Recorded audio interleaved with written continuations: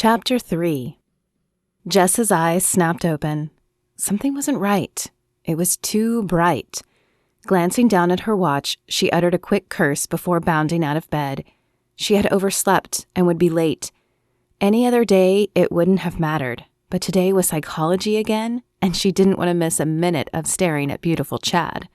A quick look in the mirror revealed an acceptable package, so after a quick finger comb of her hair, she hastily brushed her teeth, grabbed her books, and ran out the door. Though she didn't want to be out of breath when she arrived, she needed to walk at a quick pace or she would miss the first few minutes. As Jess trekked across the campus to the psychology building, she wondered if it had been long enough that she could use Chad's number now. The loneliness was settling in, and some male company seemed like the perfect remedy. A glance at her wrist showed 2 minutes till class started. Jess quickened her pace and slid into a seat just seconds before Chad walked into the room. Taking a deep breath to calm her thudding heart, she smiled at him. She had chosen a seat closer to the front this time to see him better, and so he would be sure to see her. As he lectured, Jess tried to take notes, but her pen found its way to her mouth, and her mind kept removing Chad's button-down shirt and revealing a six-pack of abs she longed to run her fingers over. Dropping her eyes, she tried to think of something else, anything else, to keep her obvious attraction from blazing like a marquee across her face. The minutes seemed to both fly by and crawl at the same time. After her 14th glance at the clock, she began to fidget in her seat. Why couldn't the minute hand move faster? Jess wanted to catch up with Chad after class like she had on Monday. When the class finally ended, Jess took her time gathering her things, hoping not to look too obvious. The door closed behind the last student, and she bounded down the front 2 rows and smiled at him. "Care for a smoke today?" He looked up at her, his eyes traveling her body and taking in her tight shorts and black crop top. Jess was glad she had the figure to get away with them. "Actually, I've got the afternoon off," he smiled. "How would you like a private study session?" She licked her lips, knowing exactly what he meant with his innuendo. His mind was certainly on the same track as hers. "I could definitely use one. I keep getting distracted because the teacher is so hot." "Is that right?" he asked, matching her seductive tone. "Well then, your place or mine?" Jess paused for a moment because she didn't know Emily's schedule yet. While she wanted to annoy Emily, she also wanted to make sure this happened. If Emily were already in the room, it might not. "Let's do your place. I have the roommate from Hades, and I don't know if she'll be there or not." He chuckled. "Yeah, I remember those days. So glad to have a single now." "Yeah, they were supposed to get me one, but some idiot in their office screwed up." "All right, come on." He locked the door and Jess walked with him out into the sunshine. Math would have to take a back seat today, but she figured that was okay as she would be practicing a little addition anyway. Chad didn't speak on the trek to his building, but Jess didn't care. Visions of what was coming filled her head and sent her pulse racing. As they entered the building, Chad grabbed his mail and headed up the stairs. Jess hurried behind him. He stopped outside room 212 and pulled out his keys. Jess swallowed the emotion in her throat. This was really going to happen. After opening the door, he held out his arm in a gesture for her to go first.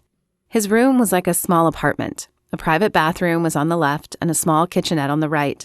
The main hallway opened to a living room with a door off to the left. A big screen TV hung on the wall of the living room, and a battered brown couch sat across from it. A small table was to the left of the couch. "Just drop your bag there," he said, pointing at the couch, before turning to another small table in the kitchenette. Jess tossed her bag on the couch and turned to come face to face with Chad's chest. He had dropped his mail and then closed the distance between them when she had been facing the other way. His arms wrapped around her waist, and his eyes bore into her soul. Jess could get lost in those blue depths. He dropped his head and his lips crushed hers. Jess eagerly responded, following his lead as he walked her toward the door she had noticed earlier. Pushing it open with his back, Chad pulled Jess into the room and closed the door. "Well, you certainly know how to make a girl's first week enjoyable," Jess said, smiling up at Chad from the crook of his arm. He returned her smile, but conflicting emotions battled in his head. He had thought a romp with Jess would be just like every other fling he'd had for the last 2 years. But when he looked into her eyes, he'd felt something like he used to feel when he dated before Kyle's death, and it scared him. "Yeah, well, always happy to lend my services," he said. His hand traced a slow pattern on her shoulder as he thought about what to do. He needed to process and find a way to shut those feelings off again. I should tell you, though, I don't do relationships. I wasn't asking you to, she said, but he saw the flicker of hurt cross her face. A small part of him wanted to take his words back, but he was not a relationship guy, at least not since the death of his brother. Instead, he did what felt safest. He pushed her farther away. Good, he said, because while I'd love to do this again sometime, right now I need to get some work done. Chad stared at her, forcing his face to remain impassive. A flush of embarrassment crawled across Jess's face. Oh, right, okay, sure. She rolled out of bed and grabbed her clothes from the floor, pulling them on as fast as she could. I'll, just get out of your hair, I guess. Thanks for understanding. Chad rolled out of bed and pulled on a pair of shorts. If you want to get together again, call me, and if I don't hear from you before then, I'll see you next week in class. Sure, sounds good, Jess said, but Chad could tell she was still forcing the brightness. Still, it was better this way. He needed to be upfront with her and let her know he was only looking for fun. He walked her to the front door, planted a quick kiss goodbye on her lips, and ushered her into the hallway. As the door closed behind her, he leaned against it. What was going on with him? He never had feelings for the women he let come over, so why was he feeling something for Jess? Across the room, his cell phone rang, dispelling thoughts of Jess for the moment. But as he picked up the phone and looked at the screen, he sighed. It was his mother. Though he didn't feel like talking to her, he couldn't ignore her call. She was hurting too, and lonely with his father working all day, Kyle gone, and Kendra in school all day. Hi, Mom, he said as he clicked the answer call button. Hello, son. How was your first week of teaching?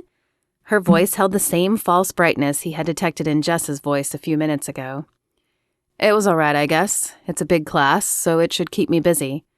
Have you made any new friends? Chad rolled his eyes. Mom, it's college, not grade school. Sorry, I mean, have you met anyone interesting? Just Jess, he thought, but he wasn't telling his mother that. Though she probably suspected his philandering ways, she had never asked, and he had never offered the information.